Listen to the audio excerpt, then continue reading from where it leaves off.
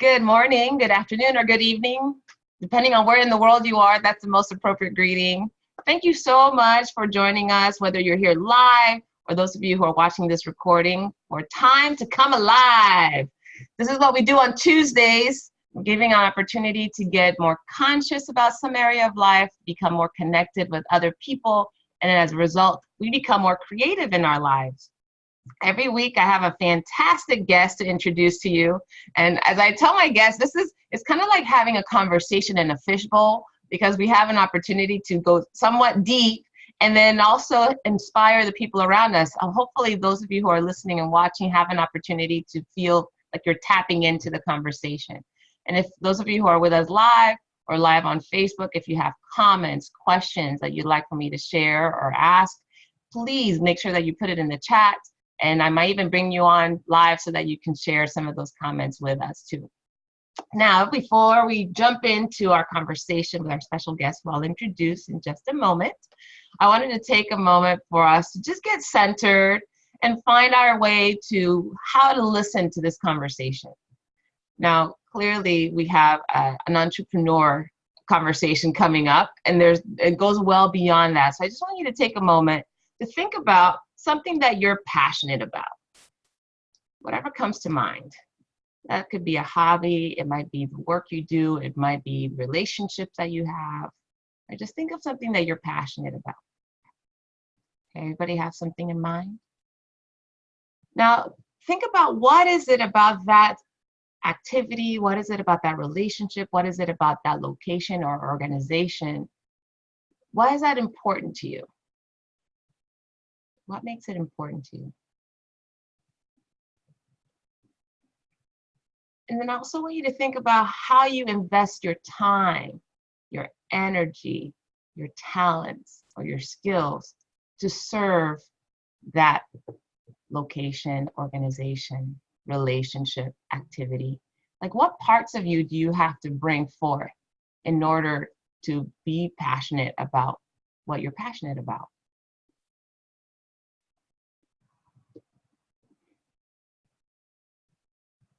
And then ultimately, I want you to think about what's the contribution when you're able to connect your energy, your time, your skill, your talent to your passion. What does it create and produce in the world? Either to your clients, to your family, to your community. Think about what it produces, what it contributes.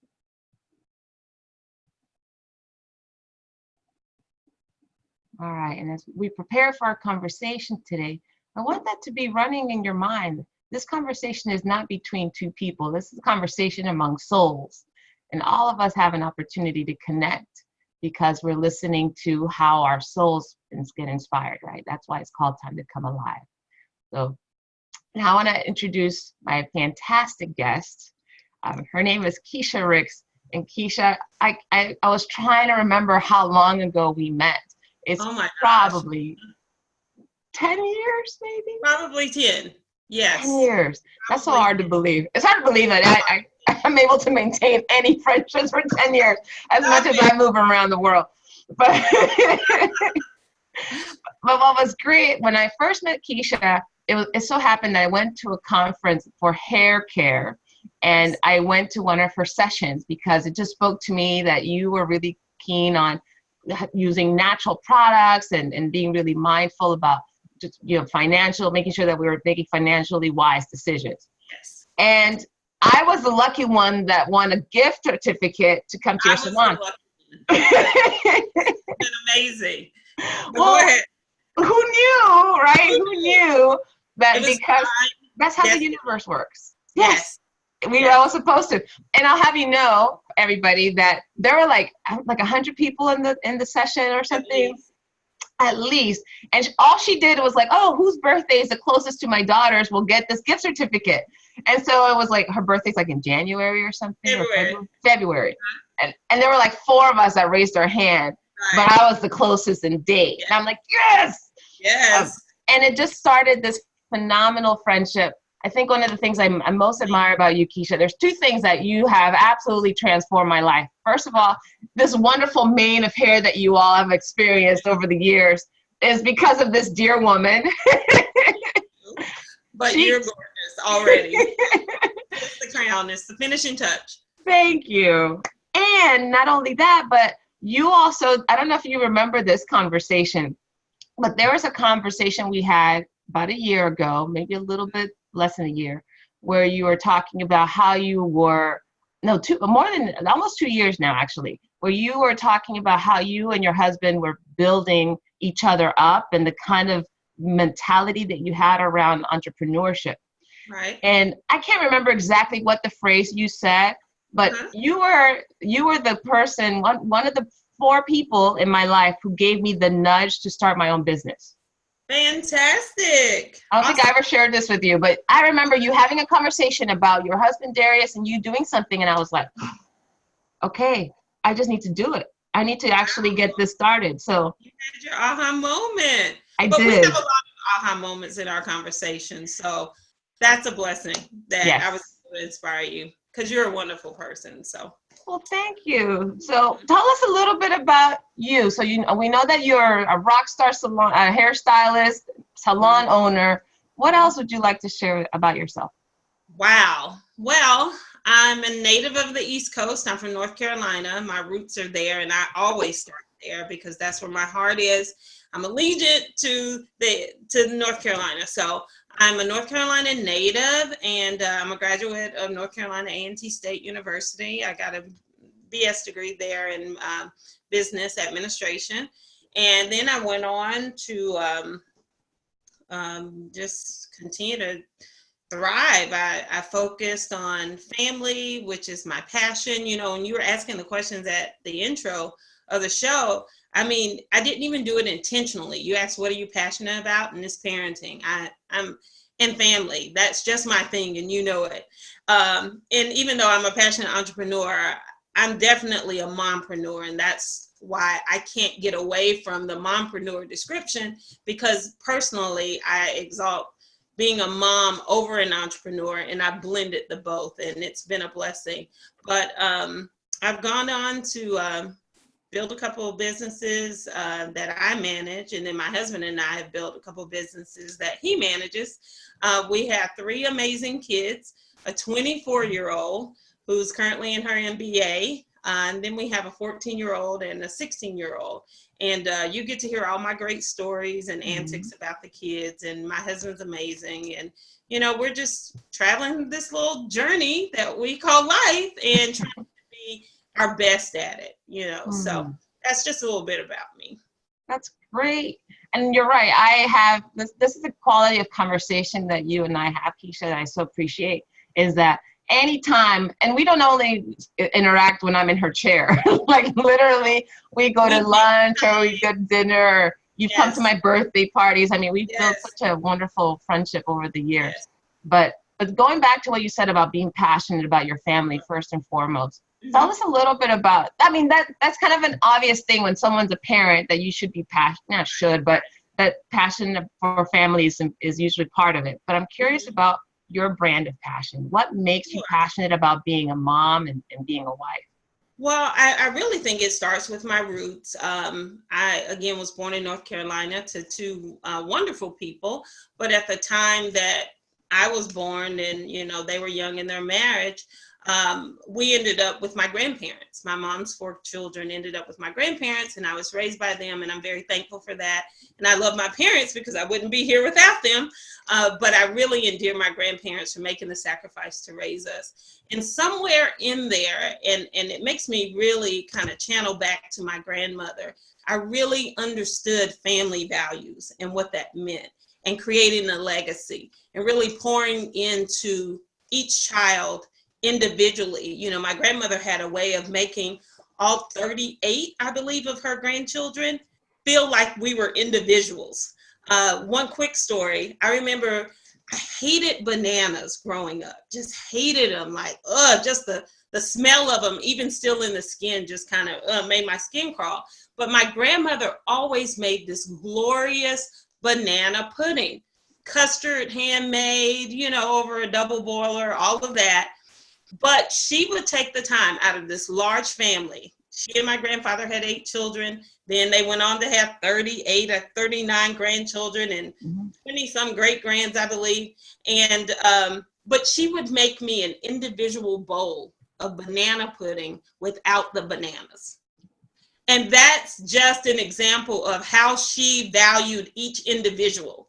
And so something in that just was instilled in me to really focus on parenting and the individual journeys that my children would go on throughout life. So it's just innate. I don't know any way to say it. It's not learned. It's probably more modeled.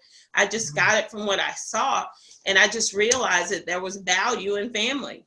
Yeah. And so I've always been very, very, very intentional about raising my children, pouring into them, connecting with them, being connected to their emotional needs, their physical needs, their spiritual needs are very important to me. And that's just the journey I've been on. Now, so 2 things. One, is it really called banana pudding without the bananas? I don't know if you could call it that, but that's for another day. That's for another day. It's all right. Thank you, Grandma.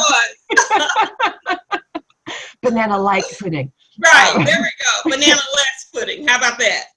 But the notion that you were able to have a customized and personalized experience, you know, out of 38 grandchildren, yes, that you felt that you were seen, that you were heard, that yes, you were connected with your grandmother. That's really the message there. It is. So what was it about that made you, 3 children, although it's not 38, but having to identify each of them and how they are, not only that, but then managing a household, managing your relationships, managing all the other extended family. What is it that has you make the effort? I know I get that you do it because it was modeled, but it takes something to do it. What drives you to do that? Well, again, I really think it's passion. I think it's insight too. When I was really a young parent, actually before I became a parent, I used to read these books. One was called, oh gosh, and of course it would escape me at this moment, but I would read books about parenting and how formation of character was so important in the early years. You know, those kind of lit that fire in me as well. And I knew that once I had children, that I would parent them with intention. In fact, I keep saying I'm going to write a book about that at some point, intentional parenting, because I think a lot of times we get so lost in the hustle and the bustle of life, especially in this day and time. I mean, life just moves so quickly that we are not intentional about how we parent our children. And so we allow circumstances, situations, school, whatever it is, to kind of be a greater influence. So for me, I just became passionate really young. I always kind of had a vision for how I could see my family, and how I told my daughter not long ago, a friend of her asked about her being young, and I said, I always knew that she would be really, really smart, and I knew that she would be gorgeous, and she's both. So I'm glad about that. But it was really just something inside of me. And other than passion and intention, those 2 things I think were the really, driving forces to be the intentional parent that I am. Can you give an example of what you wanted to be intentional about in your parenting? Sure. Education was one of them. My daughter didn't play with Barbies a lot. During her formative years, every single toy I remember purchasing for her was an educational toy. That was so important to me. Like, I really wanted to formulate that really, really early. I also have to say that I'm really thankful to have a spouse who aligns with my intention. His intention for parenting is probably just as strong as mine. I mean, I'm just overwhelmed at how that God just kind of brought us together, and that that's one of the things that we do together. In fact, we're quite opposite, and you didn't ask this question. I feel like I'm going on a little tangent, but if you don't mind, I'll share. You're great. Quite opposite in a lot of ways, but early on, I think we identified that spirituality and family values were two of the core values that brought us together and that keep us really solid. But when you ask about that, so education, definitely one. Spirituality, again, that was really important.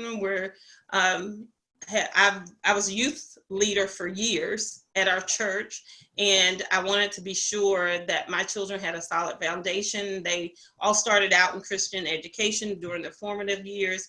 It was really important to us that they had that barometer inside that we call the Holy Spirit that would help them navigate through life and make really good choices. So education and spirituality, and then family values. It's important for us that what we model to them continues long after we're gone.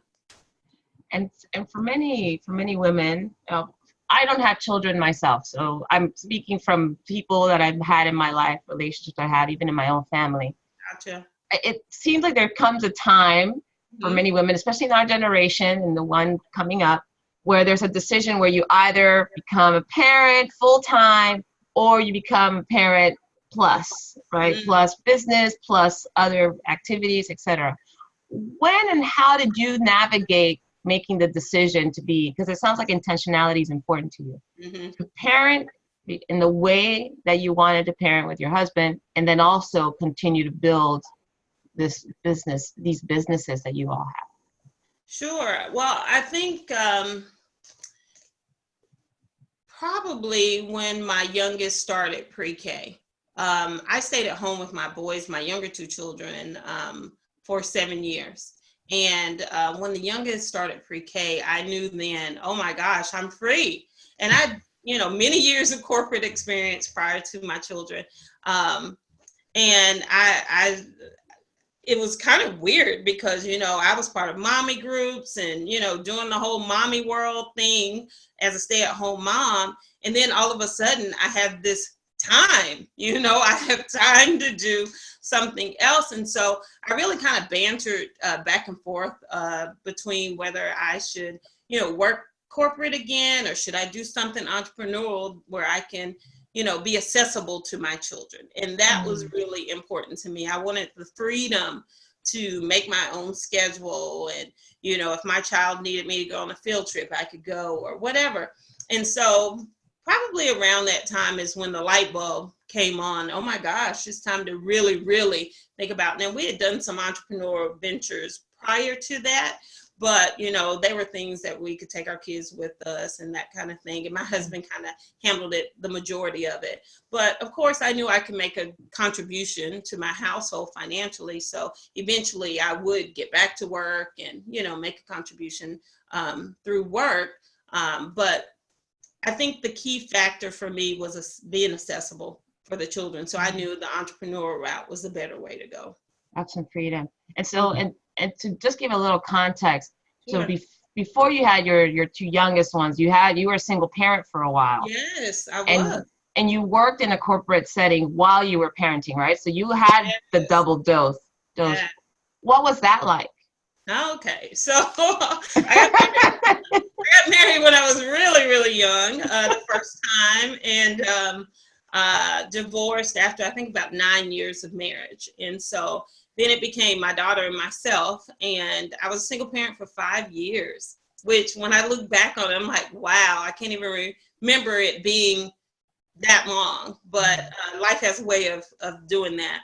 And so, yeah, it was just she and I, and it was a matter of prayer to still be intentional, but at the same time be a provider, because I knew I had to be a provider for her. And so just a quick story, I got hired by a great telecom company that relocated me to Dallas from Charlotte, and the position required travel. And I just was like, oh my gosh, what am I going to do? I have this sweet 5-year-old that I've got to make sure she's well taken care of. But at the same time, be able to work and do what we needed to do to have provisions. And so I just remember praying a lot. And I really believe that if you tap into the supernatural power of God, that he will reveal himself, or she, however you refer to God. And for me, just a quick story.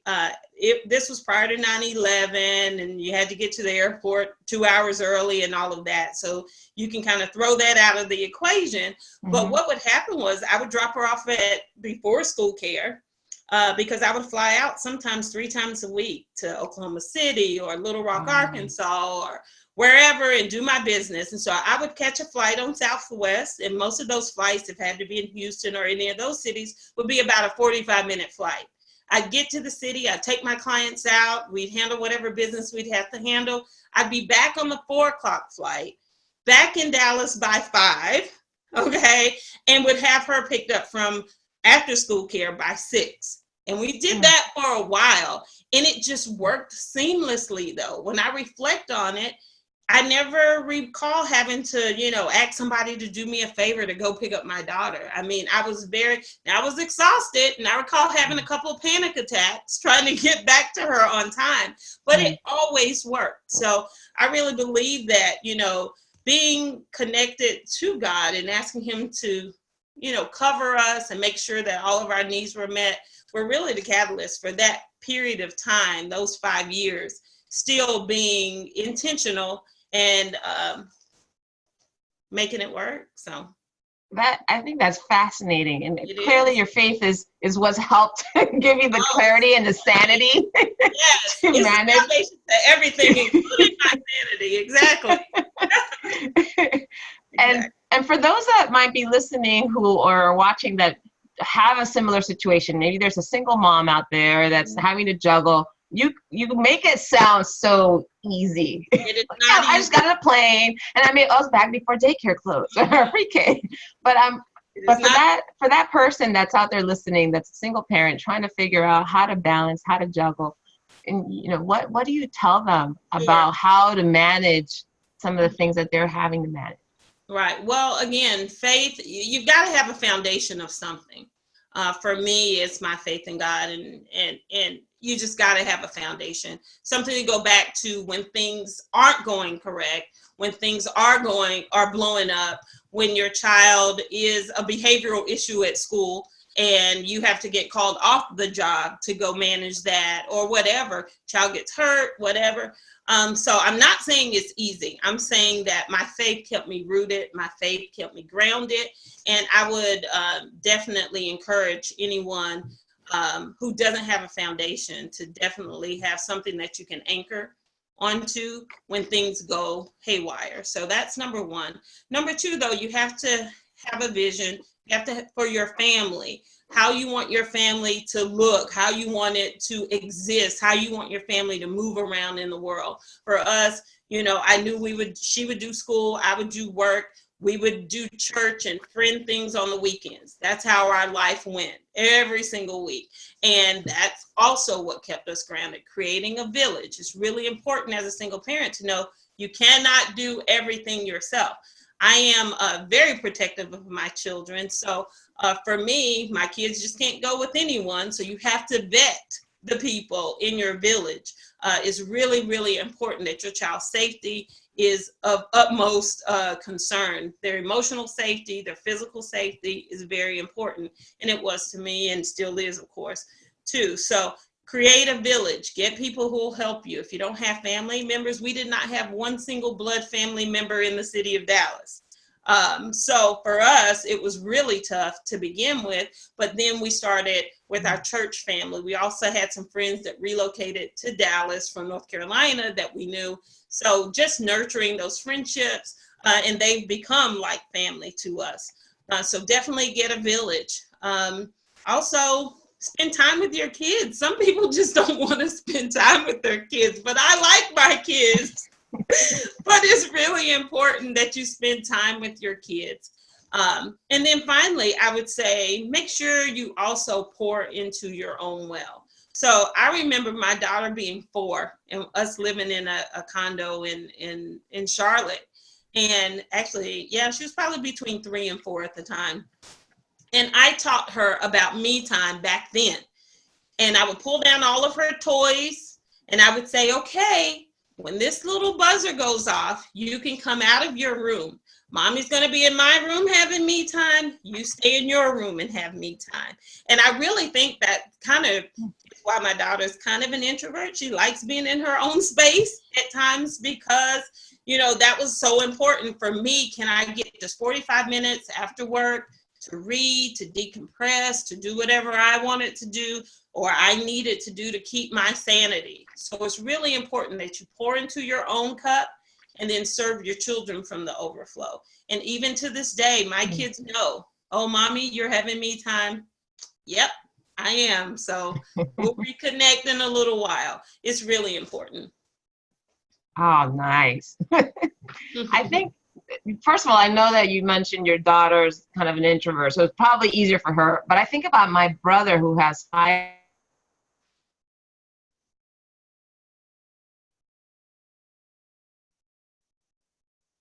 You there? The audio went out.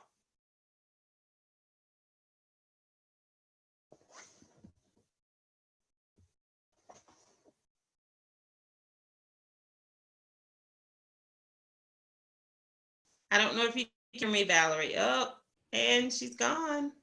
I'm the host for now. That's what the Zoom is telling me, guys. I'm sure she'll be right back on. I'm sure she'll be right back on. For some reason, we were connected. Yeah, she'll be back on. Hi there, Felipe. Hi. In the meantime, I just want to tell you how much I appreciate your story. Awesome. Thank you for sharing that with us. I'm taking lots of notes because it's been very, very helpful. So. Awesome. You know, my only purpose for sharing is to inspire and encourage. So I'm glad to hear that. Thanks for sharing. And it looks like Valerie's back. Back. Felipe took over great. I love it. This is why you talked about building a village, right? Having a village. Felipe is part of my village too. I love it. You. Thank you. I can't guarantee that it's not going to happen again. I don't know what's going on because in the last couple of sessions I've had this challenge. So the universe, I think, is trying to tell me something about my internet. Is it being recorded? Yes, it's being recorded. Yes, the recording is still continued. So that's awesome. Good. We knew you were coming back, though. I knew it. I'm like, oh, these are the two people I can leave. You can be in the fishbowl and hang out and enjoy. I want to go back to something you were saying about, well, I know with your daughter being more of an introvert that the me time idea is really easy for her. But I think about my brother. He has 5 kids between the age of 3 and 13, you know, and he and his wife, that's all they can do to get me time. I'm not really sure how they manage because some of them do need a lot more interaction and attention. Right. So how, knowing that your children are all different, right? And you said you really kind of tailor and personalize your approach. How do you go about tailoring and personalizing that so that you still get the time and the energy, you know, to recoup and recharge that you need, but then you also give them the attention that they want and need? Right. Well, the fortunate part for our family is that my 2 boys are 19 months apart. And I remember a lady at church encouraging me to have the second child with my now husband quickly so that they could be playmates and they'll entertain each other for life. And, you know, she was actually right. You know, those boys really, even though they get into it sometimes, they really love each other and they spend a lot of time together. So that's one of the ways. I'm not sure about your brother and the age gaps, but that helped us. Yeah. But no, seriously, the other, a couple of other things that I do with the kids, our kids are very different, all 3 of them.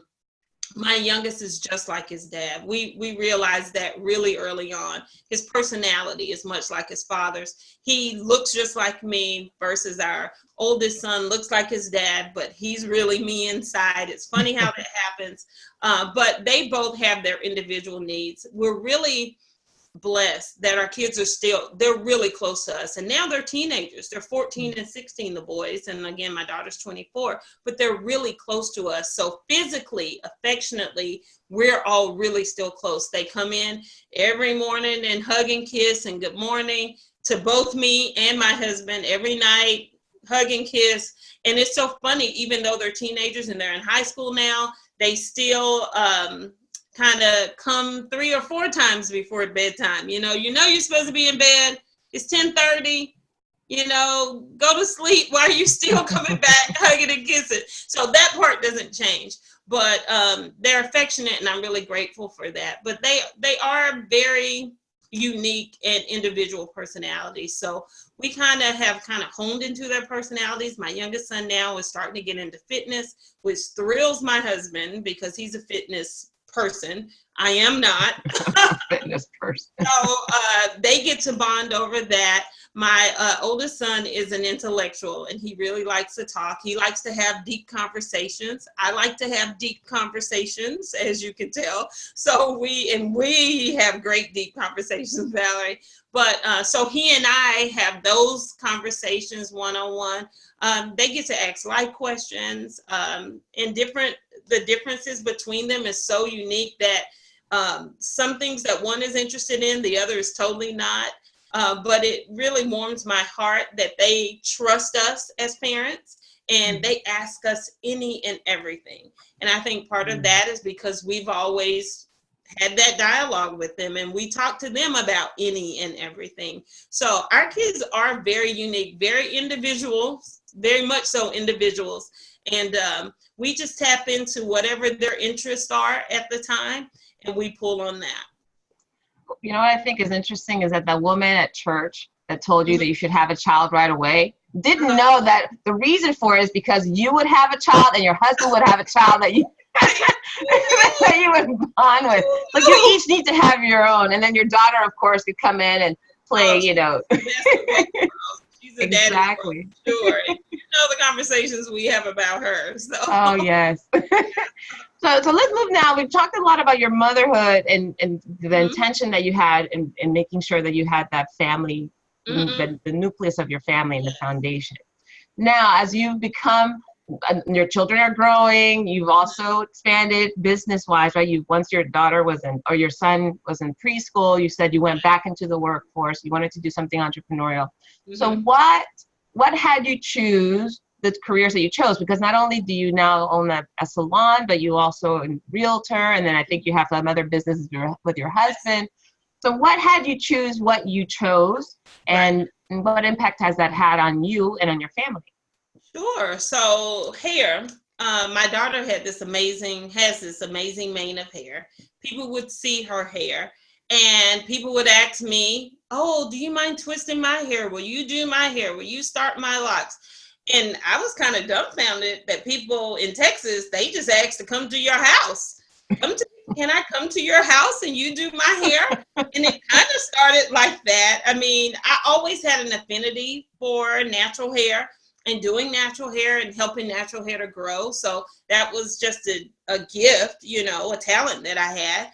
And it just started that organically. I would let people come to the house. And then eventually, and my boys still give me a tough time about it, we converted their playroom at our old house into a salon room. We literally created a salon. They're like, "You took our playroom and made it your salon."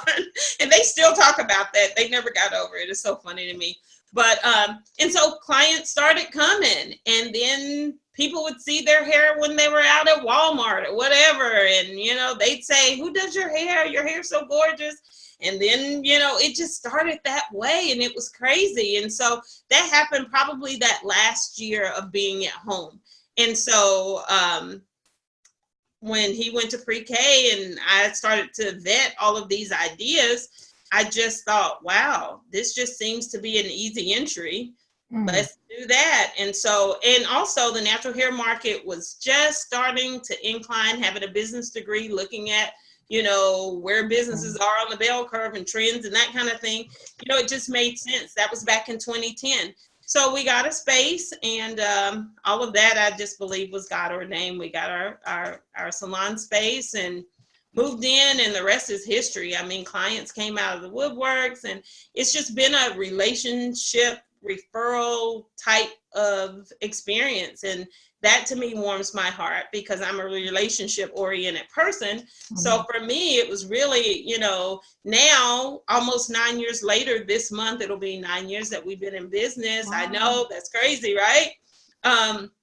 With that being the case, we have some of our same clients from when we started, a lot of them. So that's kind of how I got started in the natural hair industry. Now, real estate, when that telecom company that moved me here prior to them moving me, I actually would procure the land that the telecom companies would build the tall telecom towers on.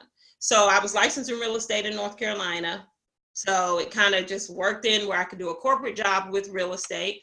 And that became the beginning of, these other telecom companies seeking me out to be a part of their organizations. And they relocated me here. I ended up doing zoning for the last company I was in. That was the final position I had with them. So I would make presentations before city councils and planning and zoning committees. So I have a lot of real estate background. And if you know anything about the Dallas real estate market, it is booming right now. So a couple of years ago, actually about almost 3 years ago. Wow, that's crazy. Now that I add it up, I decided to get relicensed here in Texas to be a licensed sales agent. So now I'm a full-time realtor. I don't work as much in the salon, even though I am in the salon every week. I'm not there nearly as much of the 60 hours that ended up happening over these 9 years that I used to be there. And I just love serving people. So real estate is just another opportunity for me to serve my clients. And I'm just thrilled. I'm just thrilled about where both of my businesses are.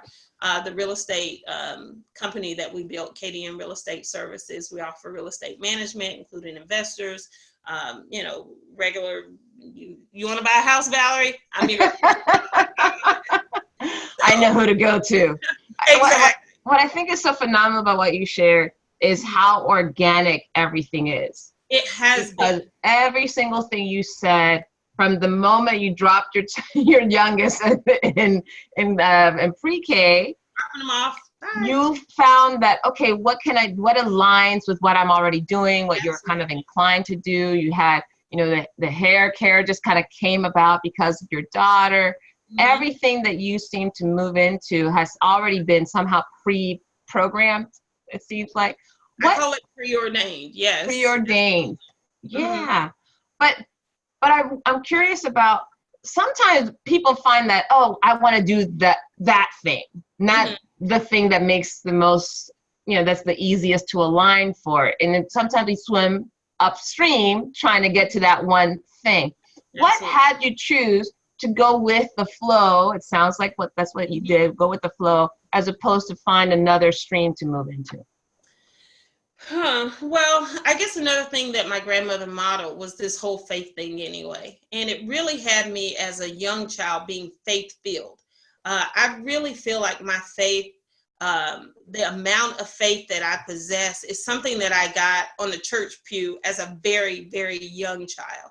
And I did not have all the noise in my head to impede my belief, okay? And so my grandmother always said, whatever you decide to do, you can do it. If you want to be a doctor, there's no difference between you and the next doctor. They just went to school, they did the work, and they became a doctor. If that's what you want to do, go for it. Whatever you want to do, if you just believe you can do it, you can do it. And so for me, if the inclination comes, if I feel like I'm being led in a direction, I just never question it. I just go for it. Like literally, I'm one of those people, I don't have the problem with the leap. Like I'll jump off the ledge now I won't do this in real life, but my point is, I'll jump off the ledge and I'll just go for it. And if it doesn't work, I'm really considering writing a book called Respect the Pivot. I feel like you have to be able to pivot in life in whatever direction you're led to go.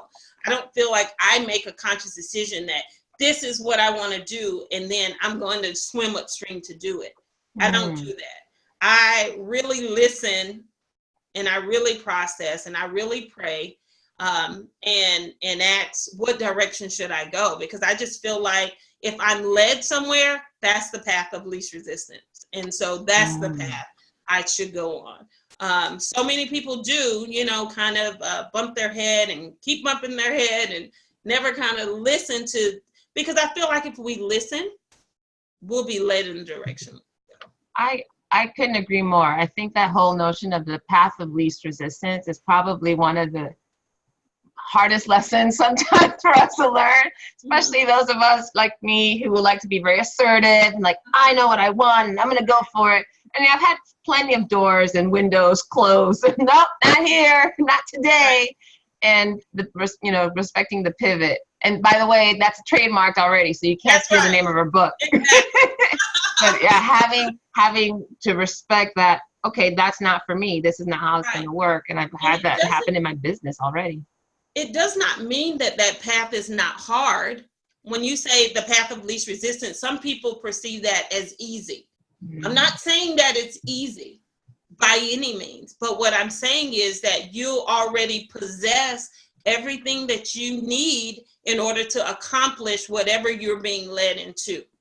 So as a result, you don't have to overly stress. It feels like almost like a natural journey, even if it's uphill, you know. Yes.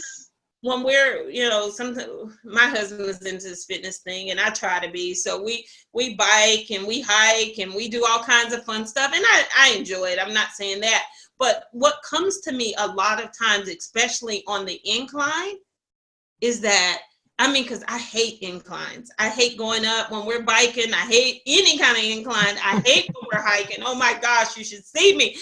They're gone. They run up the hill. If it's my husband, some friends, whoever, and I have no embarrassment about being at the bottom of the hill, gathering myself for what I need in me to get up that hill. But a lot of times I'm thinking, man, this is so like life, you know, like this is going to be tough, but I already know I have what it takes to get to the top of that hill. So let me get it. Now, even though I'm winded when I get to the top and I'm doubled over trying to catch my breath, I'm able to do it. So even with the salon there, you know, it became so successful, thank God, that, you know, there were 60-hour work weeks. That's not easy when you have small kids. And there were times, you know, my husband and I, we yin and yang so well that, you know, marriage is not 50-50. You know, some days you got to give 75 and the other person only has 25 to get. You know, this week, you know, you might have to go get the kids. I can't make it. I have a client unless, you know, you can't make it, and then I'll do whatever I have to do. But there were times that, you know, it was really tough. I'm not saying that the path of least resistance is easy, and I don't want to communicate that. But at the same time, everything you need, you already have it. An idea that's given to you, if you can download an idea, everything that you need is already given to you to accomplish that idea. So that's just, you know, how I roll. It's like it's factory installed. All the tools and resources are factory installed. Absolutely. All right. Well, I want to open up the conversation now, because I know Felipe had a couple questions. So Felipe, if you'd like to unmute and join in, ask the question, or if you want to put it in the chat, whatever you prefer. Yeah, well, first of all, I just would like to, again, as I was mentioning, straight to Keisha, how inspirational this conversation has been. So it's been great to connect with you again and to have the opportunity to get to know you. So awesome. Even being so far. Awesome. And I've taken a couple of notes that caught my attention during the conversation. So the spiritual foundation, I so agree. I think it's so important to have that straight line up above. Absolutely. And I loved, and I guess really my main takeaway of that conversation is being intentional. So I started to question myself, how intentional am I being on my projects, on my walk towards my vision? Well, Valerie knows all about it. So am I really being intentional? Oh, even on my little things, on my daily routine. So I'm loving that idea, and it gave me a lot of food for thought. Yay, awesome. Yeah, and also about respecting the pivot. Yes. I really enjoyed it, and this idea of creating my own village. So yes, I also have plans to relocate, and And sometimes I get the goosebumps just to think about it. Or so today I had a problem with my fridge. And the first thing that came to my mind was like, okay, I have to call my dad. But my dad is in another city. He can't do anything about it. So what can I do about it, right? Well, yes, well, I could solve it. And having these people around or creating this village idea, putting a name on that really calms me down, and I really like it. Awesome. And now my question would be on your entrepreneur side. So I always thought that I guess I have what it takes, but I didn't have this example in my home. So I think it's a bit more difficult for me because I haven't seen it from that close. And sometimes I think it prevents me to being more brave, to reach and to, I don't know, maybe start my own business. So do you have any piece of advice or anything that you can tell me maybe to again inspire me on that matter? Right, sure. So what I would suggest, I mean, even now, and I mean, I haven't worked corporate since '03, so we're talking 16 years of, of some level of entrepreneurship. Even now, with all the experiences I have under my belt in successful businesses that have, supported my household, I follow a lot of entrepreneurs online. On Instagram, on Facebook, on YouTube. I get daily nuggets, inspiration, that type of thing online. So I would definitely say tap into the social media world now that it exists, to find people to follow, to get inspiration. Now, another thing that I do is I read a lot. You see these two bookshelves back here. I read a lot, and because even though my grandmother was my foundation with a lot of her thought processes that kind of transferred into me, that was just the beginning. And, I didn't tell you her whole story, but she definitely did not have the tools for operating on this level, but she had the mindset. And so I do read a lot of books around mindset. I always tell entrepreneurs to start with Rich Dad, Poor Dad. If you haven't read that, it will give you a shift in mindset.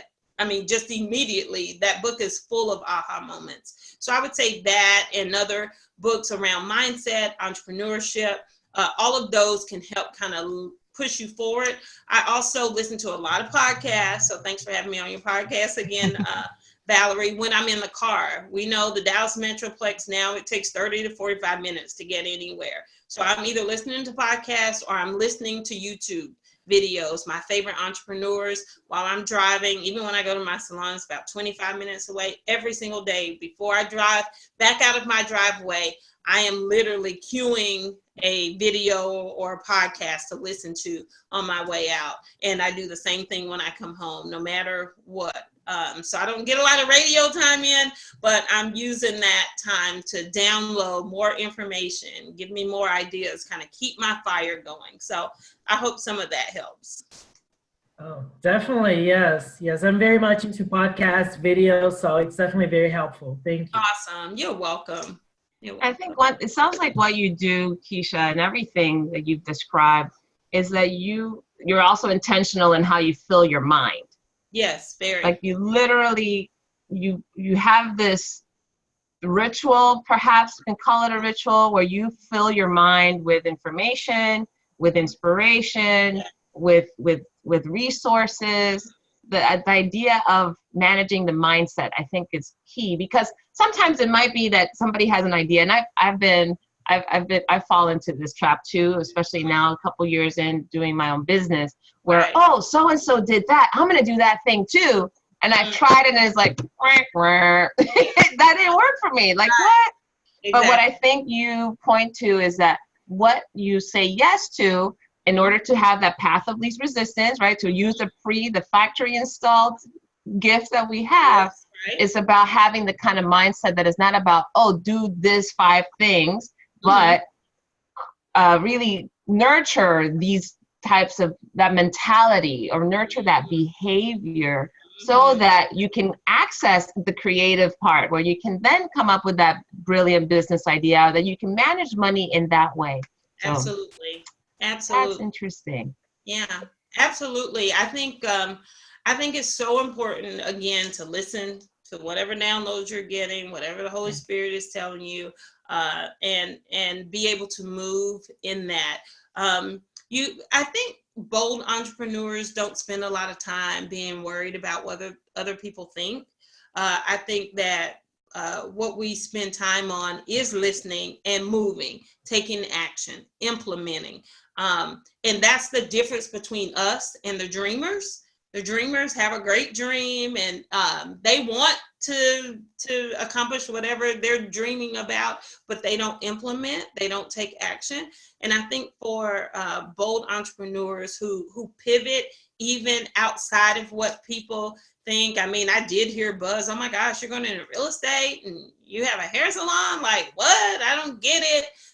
But of course, I'm really excited about living in this day and time where people are really nurturing several streams of income, and they're allowed to work in whatever creative fields that they want to, or, whatever they want to do, and they don't necessarily have to be related. So I think in this day and time, we're in an awesome time that you can kind of create whatever you want to do in life. I mean, you could get out of prison for 40 years and get online and sell a fantastic phone case and become a millionaire. Like, where else in life could you do this? In the world could you do this? But we're in that time. So there are no excuses if you want to be, of course, a lot of mompreneurs are those who create inventions out of necessity, things for their babies or whatever, and they've sold that, and that's been good. And I used to study mompreneurs, like, wow, you can actually still contribute to your house financially and still be focused on your kids. So I used to focus on and study mompreneurs a lot, and I think those seeds were kind of planted in me too, that I can do both. I can do the both well. I don't have to sacrifice. Of course, there are always sacrifices, but I can still accomplish whatever I set my mind to, which is that little thing in the back of my head that my grandmother always said. But, we're in a fortunate time that you can be and do whatever you want to do. Like, it can happen. So, and possibilities are endless. Yeah, and being a mom is not a hindrance to you being able to do whatever you want to accomplish or do. So it's awesome. I'm having a lot of fun, and my kids are learning so much. And now my kids want to be entrepreneurs. So that's fantastic that my husband and I have modeled this lifestyle in front of them. They see that we work hard.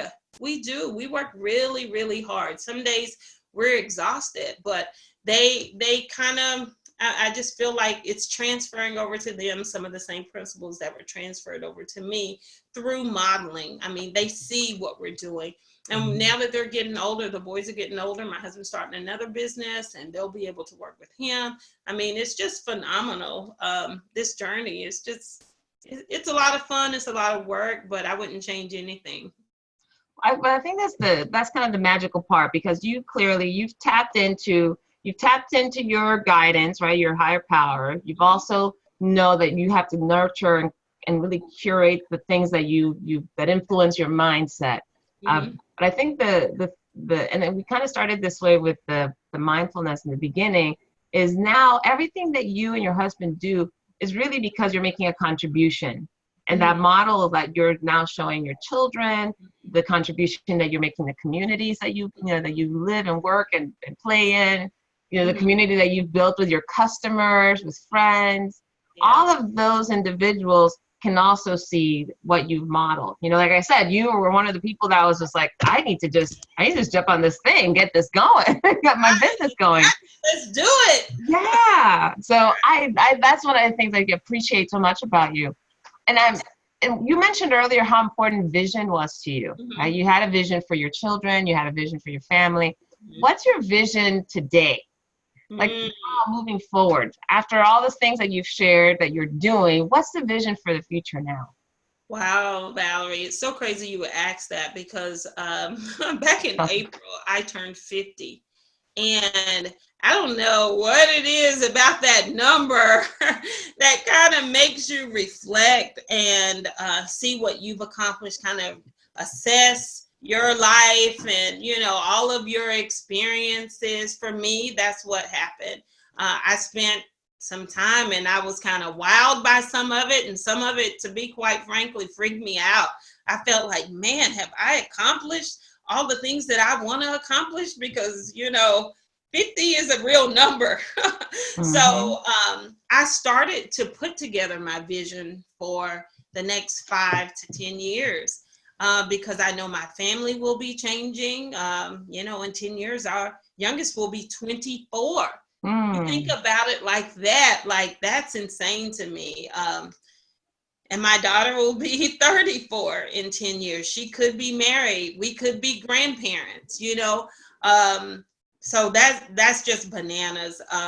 But, you know, in terms of what does my vision look like, I can't say that I've yet come to a definitive, I'm going to be doing this, I'm going to be doing this or this. But what I can say in a broad sense is that I feel like I will be winding some of my day-to-day down a little bit, dialing it back a little bit, being more hands off, not as much hands in to the businesses, just depending on where they are. And you have to stay fluid because you just never know.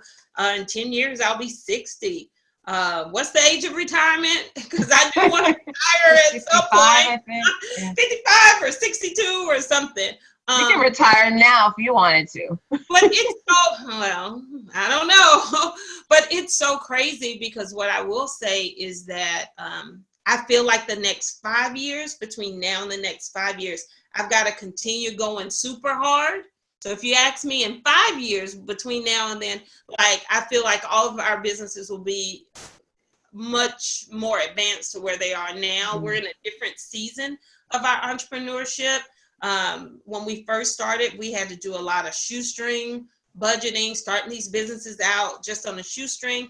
Now we're able to we have more capital, startup capital for the new businesses, more capital revenues to put back into the businesses to do more marketing, more advertising, more of those kind of things. So we're kind of in a different season in terms of cash flow. Our family's not as young as they used to be. All of that, I have more time, all of that. So as a result, the next 5 years, we're going to go hard. And then ask me about year 6. Dial back. Okay. And maybe in 10 years, you know, my kids know, I mean, we love children. We love babies. Like I see in terms of family, building the legacy of grandkids. I pray often that I want to see my grandkids. I want to see great grandkids. If God gives me life, you know, I would love that. I would love to see my children get married and go on to be spiritual, good, upstanding citizens, maybe with their own businesses. I would love that.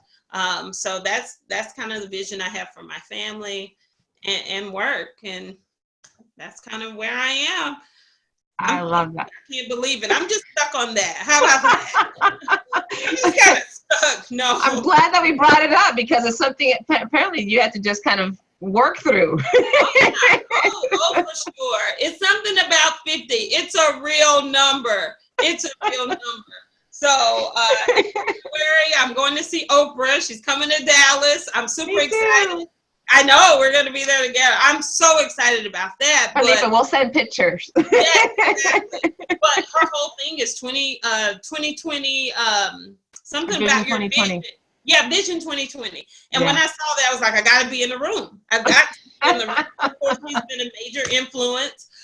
So, you know, hopefully she'll help me to get my vision a little clearer because, you know, even in watching her, like when she turned 60, like she's still doing so much. So you never stop making a contribution. You know, I love pouring into young adult women. I love pouring into young adult women. And who knows, I may end up doing some of that on a more official scale. So, you know, I keep listening. And the more I listen, I just follow the lead. I think, you summed it all up phenomenally. I think, first of all, well, just, having a vision, making sure that we're clear, and the vision shifts, right? It shifts how we're listening. It shifts what we see and how we see it and where we move. But I think you said a couple things. If you want to be bold, mompreneurs, entrepreneurs, is listen and move.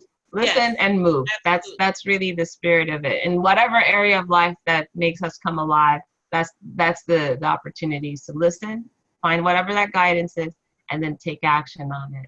Absolutely. Keisha, it's been such a treat to have you as my guest. I know, it's over already.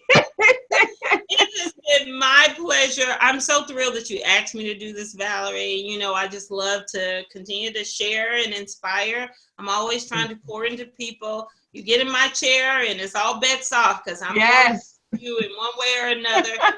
This platform, I'm just thrilled to see, because this was a vision at one point, and it's been amazing to see how you're growing your community and how your light is just amazing. So continue to shine, and thanks for the opportunity. I'm so glad. Thank you so much. You know, I think it's a testament to having just a good group of people around me. You know, Felipe knows this too, and those of you who've been following me, that how much I believe in having a circle of influencers. You're one of those people. I mean, both of you actually. Felipe too is one of the members of my circle of influencers. Meaning, I think it's so key that we really curate the people that we spend our time with, the people that we pour into, like you said, or the people that pour into us. That mindset is impacted by who we spend time with. And that vision that we have is actually set into motion because we have that right circle around us. Right? And the circle is a circle because not only are we receiving, but then we're also contributing, we're giving. It's cyclical. Anyway, for those of you who are in the Dallas area and are interested in learning more about this idea of circle of influencers, I have a workshop coming up live at the Holistic Festival for Life and Wellness on Saturday, November 23rd. You're welcome to come and check it out. It's an opportunity for you actually to see, like, okay, who's in my circle? Who am I missing? And how do I make this vision come to life? So thank you all so very much for joining us. Keisha, phenomenal job. Thank you again for sharing your life with us and making such a wonderful contribution and inspiration. And you know, Felipe, thank you for your contribution too in the conversation and taking over as a co-host during the moment. Yay! All right, everyone. Next week, we have a wonderful conversation with Lexi Okeke, a dear friend of mine. She suffered a stroke several years ago, and how she's brought her life to focus, and the things that she's done ever since are phenomenal. You'll hear her story and be able to interact with her. So thank you all so much for joining us. See you on Time to Come Alive next Tuesday, everyone. Have a wonderful day. Bye. Bye.